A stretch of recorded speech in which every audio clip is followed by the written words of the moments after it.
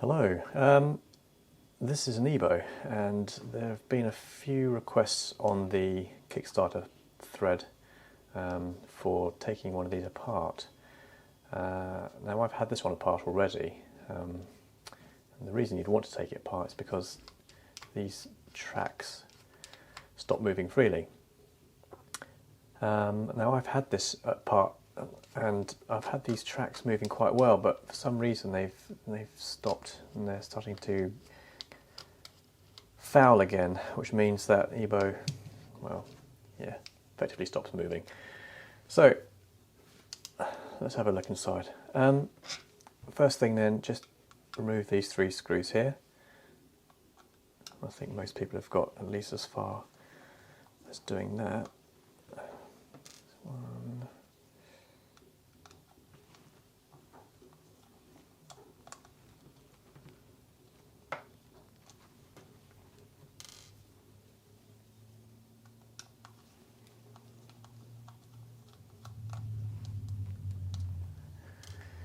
Okay, and once you've done that, you've effectively then got to prise this whole area off the body. Yeah, it just means getting something in between the white lower chassis and the upper. It's not easy, I have to say. You know, sometimes you just have to go with something a little bit more.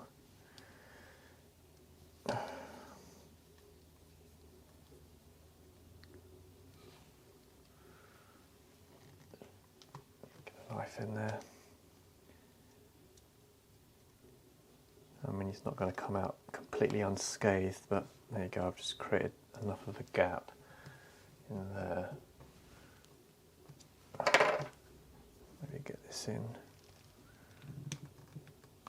There you go, look. So that comes away.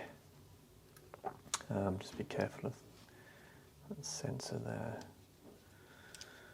Okay, so the next part then, you've got this sticker, which is your warranty sticker. You're going to have to basically break that.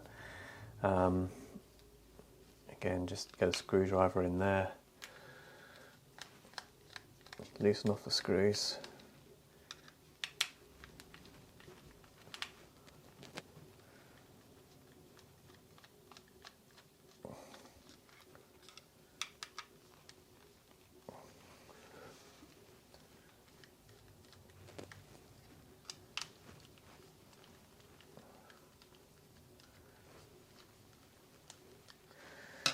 Right,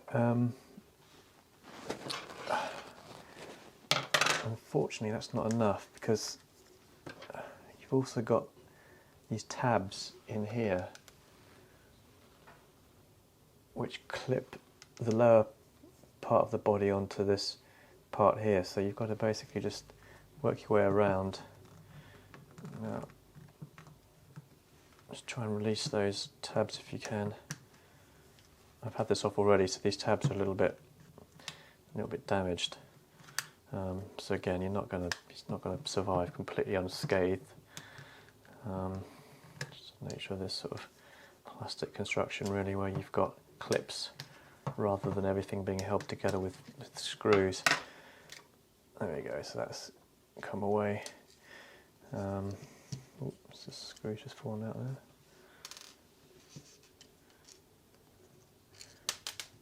Another one. Try to remember which screw goes where. So as you can see here, I mean, that tab's about to snap. Just gently push that back in if I can. To make matters easier, if you just unclip this little ribbon cable here. There we go. You can move that to one side.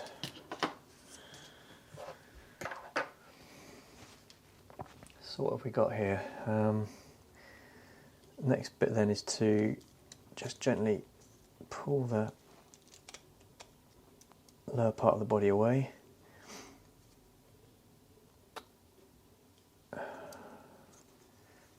To remove this wire here, You'd have to take the printed circuit board off the top, but what I'm going to do is just examine what's going on in this area. This is the problem area. Effectively, what happens is that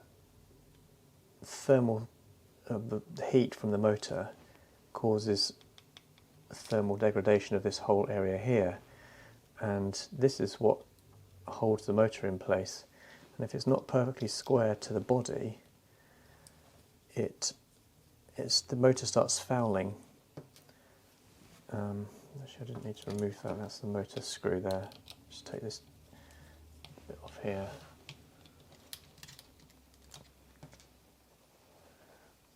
And one here.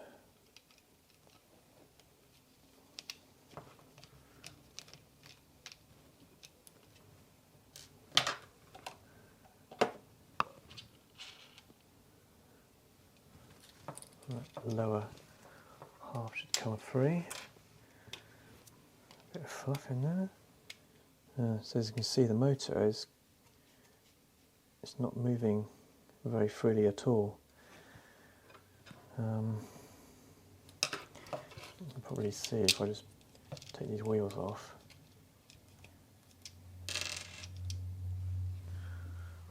What happens is that this whole unit here, which is the motor and also the primary drive wheel, it doesn't sit quite square. Now I had a go at fixing that by shimming in here. And there are actually a couple of plastic shims in there.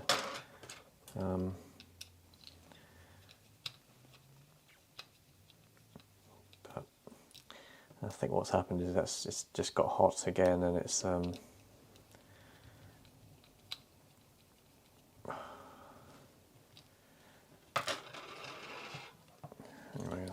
we have to take the other side off as well.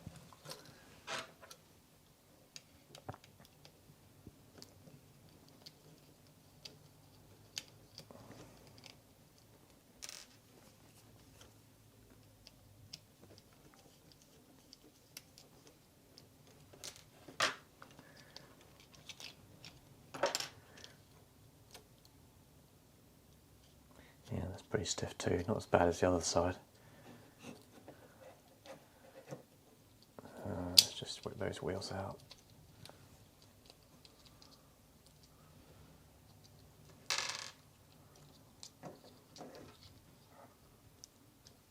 Push that through. Oop. It's all over the floor now. All right.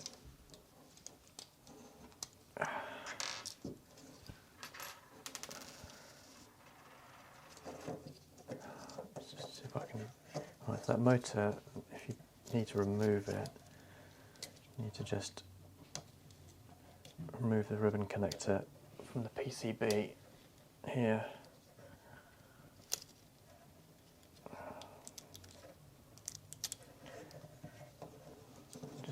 That should pull out now. There you go.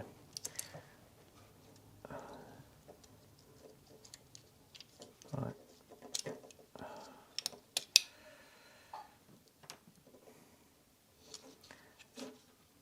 So the motor's fine, and once freed from the shell, it rotates freely, and you can see actually in here what's happening. These marks indicate where this part of the wheel and the track starts rubbing, and that's why eBo stops moving or moving smoothly. And the makers of eBo think that it's to do with this whole section here getting too hot, and once the motor's seated, you'll see it doesn't quite sit square anymore.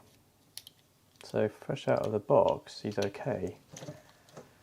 And I think they've tried to address that in a firmware update by perhaps making the motor stop when it encounters resistance, but I'm not sure if it's entirely worked.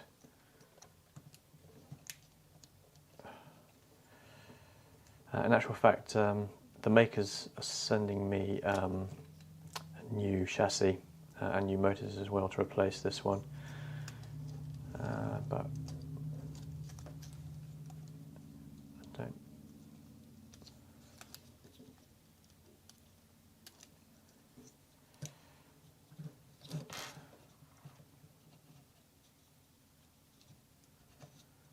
Right, let's see if I can screw this back in. Then we can look at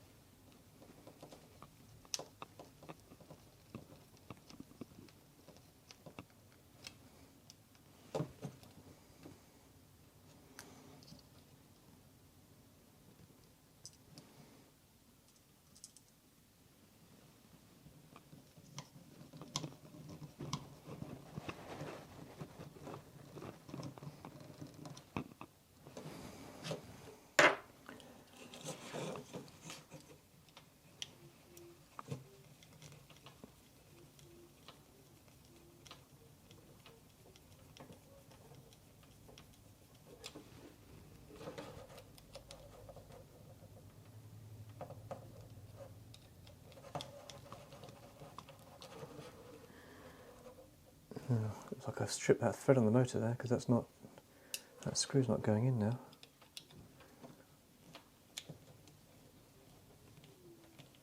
It's annoying.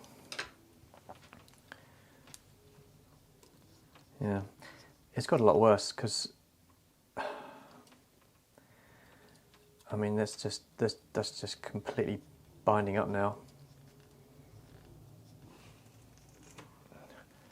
And unless really I get sent this whole section here, plus probably one of these now, it's not fixable. Quite frankly, I mean, you can see how deformed this whole area is. I don't know if you can, actually, I don't know if you can see that on the camera, but it's yeah, it's kind of quite badly melted, and it just gets worse and worse. Quite honestly, I don't know if there's actually a way that EBO are going to be able to fix this. I just suspect it's going to be a massive issue for this particular project, short of a complete redesign of this whole section to make it stronger and less less prone to warping. Anyway, so hopefully, I'm not entirely sure how helpful this is as a video. Certainly, it's not going to help you fix your EBO if you're experiencing the same problems that I have, unless you get sent new parts. And if they do send you new parts, at least you can at least get your EBO apart and replace the bits that need replacing. I mean, if you're replacing the shell, basically this whole section here, just 4 screws. This comes away. There's a little another bracket here which stops the battery coming out. But it's very straightforward once you get to this stage. Anyway, I hope you found this video sort of fairly helpful. Thanks for watching.